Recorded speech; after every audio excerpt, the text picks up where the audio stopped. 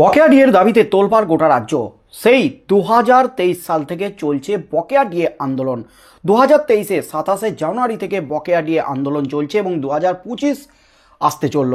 এখনও পর্যন্ত প্রায় 2 বছর ধরে চলছে সংগ্রামী যৌথ মঞ্চের নেতৃত্বে শহীদ মিনার চত্বরে বকেয়া ডিএর দাবিতে আন্দোলন। আর এই 2 বছরের মধ্যে একাধিকবার কর্মবিরতি, ধর্মঘট থেকে শুরু করে পেন ডাউন, একাধিক কর্মসূচি, তার মধ্যে নবান্ন অভিযান, গত বছরের নবান্ন অভিযান রীতিমতো কাঁপিয়ে দিয়েছিল নবান্নকে। বিভিন্ন কর্মসূচি গ্রহণ করে সরকারকে চাপে রাখার চেষ্টা করেছিল সরকারি কর্মচারীরা ডিএর দাবিতে। তার মধ্যেই কালী পুজোর পরই একেবারে 3% ডিএ বৃদ্ধি করেছে কেন্দ্রীয় সরকার, যেখানে কেন্দ্রীয় সরকারের কর্মচারীরা ডিএ পাচ্ছেন 53% হারে, সেখানে রাজ্য সরকারি কর্মচারীরা ডিএ পাচ্ছেন মাত্র 14% হারে। গত বছরই দুবার 4% করে 8% ডিএ বৃদ্ধি করেছিল মমতা বন্দ্যোপাধ্যায় তার সরকার, কিন্তু এখনও পর্যন্ত কেন্দ্রীয় সরকার ডিএ ঘোষণার পর রাজ্য সরকার ডিএ বৃদ্ধি করেনি। তাই ডিএর ফারাক গিয়ে দাঁড়িয়েছে 39%, যেটা ষষ্ঠ বেতন কমিশনের ডিএর ফারাক। আর তার মধ্যে পঞ্চম বেতন কমিশনের 42,000 কোটি টাকার ডিএ মামলা চলছে সুপ্রিম কোর্টে। সেই মামলাও কিন্তু শীঘ্রই উঠতে চলেছে সুপ্রিম কোর্টে।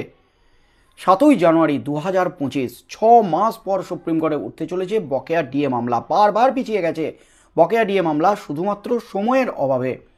তবে সুপ্রিম কোর্টে প্রধান বিচারপতি চেঞ্জ হয়ে ডিওয়াই চন্দ্রচূড়ের জায়গায় এবার এসেছেন বিচারপতি সঞ্জীব খান্না। বিচারপতি সঞ্জীব খান্না প্রধান বিচারপতি হতেই কিন্তু আশায় বুক বেঁধেছেন রাজ্যে লক্ষ লক্ষ সরকারি কর্মচারী এবং শিক্ষক শিক্ষিকারা। এবার হয়তো ডিএ মামলা নিষ্পত্তি হবে সুপ্রিম কোর্টে, কারণ বিচারপতি সঞ্জীব খান্না তিনি অতীতে একাধিক নির্দেশ দিয়ে রীতিমতো গোটা দেশকে নাড়িয়ে দিয়েছেন, ইতিহাস সৃষ্টি করেছেন গোটা দেশে।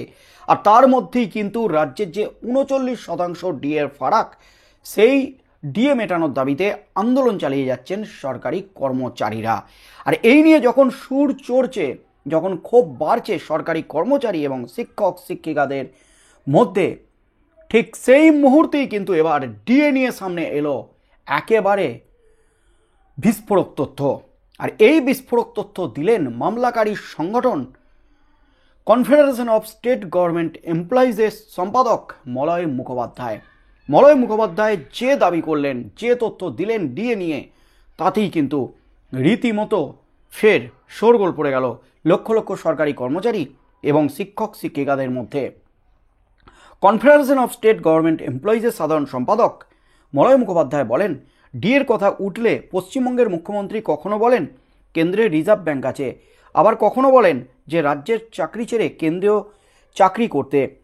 কিন্তু ডিএ তো কেন্দ্রের ইচ্ছার উপরে নির্ভর করে না। এআইসিপিআই অর্থাৎ সর্বভারতীয় মূল্য সূচক নিয়ম অনুসারে কেন্দ্র ডিএ প্রদান করে থাকে। বিষয়টি আরও ব্যাখ্যা করে কনফেডারেশনের সাধারণ সম্পাদক বলেছেন, লক্ষ্য করলে দেখা যাবে 2017 সালের 1 জুলাই থেকে ডিএ 1% বাড়ানো হয়েছিল। আবার 2019 সালের 1 জুলাই থেকে সবথেকে বেশি 5% হারে ডিএ বৃদ্ধি করা হয়েছিল। এআইসিপিআই নামক স্বশাসিত প্রতিষ্ঠান প্রত্যেক মাসেই মূল্য সূচকের ঘোষণা করে থাকে। সেটা কোনো মাসে 0% হতে পারে, আবার কোনো মাসে 8% থেকে 10% হতে পারে। যদিও পশ্চিমবঙ্গ সরকার সেরকম কোনো নিয়ম মেনে ডিএ বৃদ্ধি করে না বলে আক্ষেপ প্রকাশ করেছেন কনফেডারেশনের সাধারণ সম্পাদক। তিনি বলেছেন, এই রাজ্যে ডিএ দেওয়ার ক্ষেত্রে কোনো নিয়ম নীতি মানা হয় না। ডিএ প্রধানত রাজ্যের মুখ্যমন্ত্রীর ইচ্ছার উপর নির্ভর করে। গত ফেব্রুয়ারিতে বাজেট পেশের সময় 4% ডিএ বৃদ্ধি করা হয়েছিল, কিন্তু পরবর্তীতে বর্ধিত ডিএ 2024-এর এপ্রিল থেকে কার্যকর করা হয়েছিল।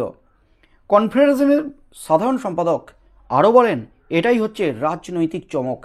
ফলে কর্মচারীদের ডিএর ফারাক 2023 সালের 1 জুলাইয়ের যেমন 40% ছিল, ঠিক সেভাবেই 2024 সালের 1 জুলাইয়ে সেটা 1% কমে 39% হয়েছে। অর্থাৎ আপাতত কেন্দ্রীয় সরকারি কর্মচারীদের সঙ্গে পশ্চিমবঙ্গের রাজ্য সরকারি কর্মচারীদের ডিএর ফারাক হলো 39%। কেন্দ্রীয় সরকারি কর্মচারীরা আপাতত সপ্তম বেতন কমিশনের আওতায় 53% হারে ডিএ পেয়ে থাকেন, যা 2025 সালের জানুয়ারি থেকে আরও এক দফায় বৃদ্ধি পেতে পারে বলে জল্পনা চলছে। অন্যদিকে পশ্চিমবঙ্গের রাজ্য সরকারি কর্মচারীরা ষষ্ঠ বেতন কমিশনের আওতায় 14% হারে ডিএ পাচ্ছেন। 2024 সালের মতো 2025 সালের জানুয়ারিতেও তাদের ডিএ বাড়ানো হবে কিনা সেদিকে নজর রয়েছে রাজ্য সরকারি কর্মচারীদের। তবে তেমন কোনো কিন্তু ইতিবাচক পদক্ষেপ এখনও পর্যন্ত দেখা যাচ্ছে না সরকারের পক্ষ থেকে। তবে কানাঘুষো কিন্তু একটা চলছেই। রাজ্য সরকার খুব শীঘ্রই ডিএ বৃদ্ধি করতে চলেছে। গত বছর ডিসেম্বর মাসে মুখ্যমন্ত্রী মমতা ব্যানার্জি সম্ভবত বড়দিনের অনুষ্ঠানে গিয়ে তিনি ডিএ ঘোষণা করেছিলেন। রাজ্যের সরকারি কর্মচারীদের জন্য বড়দিনের আগে বড় সুখবর দিয়েছিলেন। আর তারপরে কিন্তু লোকসভা ভোটের আগে ফের 1 মে থেকে 4% হারে ডিএ বৃদ্ধির কথা ঘোষণা করেছিলেন বাজেট পেশের সময়। কিন্তু তাৎপর্যপূর্ণ হলো 1 মে থেকে নয়, ফের তিনি লোকসভা নির্বাচনের আগে আরও বড় চমক দেন। এই বকেয়া ডিএ যে 4% ঘোষণা করেছিলেন সেটা এপ্রিল থেকে দেওয়ার সিদ্ধান্ত নেন মুখ্যমন্ত্রী মমতা ব্যানার্জি। এটাকেই কিন্তু রাজনৈতিক চমক বলে আখ্যা দিয়েছেন, বিস্ফোরক দাবি করেছেন কনফেডারেশন অফ স্টেট গভর্নমেন্ট এমপ্লয়িজের সাধারণ সম্পাদক মলয় মুখোপাধ্যায়। এদিকে তিনি রাজ্যের যে পঞ্চম বেতন কমিশন তার যে ডিএ মামলা চলছে সুপ্রিম কোর্টে, সেই মামলাকারী সংগঠনের অন্যতম মুখ, তিনি কিন্তু দাঁতে দাঁত চেপে লড়াই চালিয়ে যাচ্ছেন সুপ্রিম কোর্টে বকেয়া ডিএর মামলায়। সেই মামলা ওঠার আগেই কিন্তু একেবারে বিস্ফোরক বার্তা দিলেন রাজ্য সরকারকে। কেন্দ্রের যেমন এআইসিপিআই অনুযায়ী মূল্য সূচক অনুযায়ী কেন্দ্রীয় সরকারি কর্মচারীদের ডিএ বৃদ্ধি করা হয়। কখনো 1% হতে পারে, কখনো আবার 4% বা কখনো সর্বোচ্চ 5% বৃদ্ধি করে কেন্দ্রীয় সরকার। কিন্তু রাজ্য মুখ্যমন্ত্রীর ইচ্ছার উপর নির্ভর করে। মুখ্যমন্ত্রীর যখন ইচ্ছা হয়, যখন দয়া হয়, রাজ্য সরকারি কর্মচারীদের ডিএ বৃদ্ধি করে। এই ধরনের এআইসিপিআইয়ের মতো কোনো সংস্থা রাজ্য সরকারি কর্মচারীদের জন্য নেই।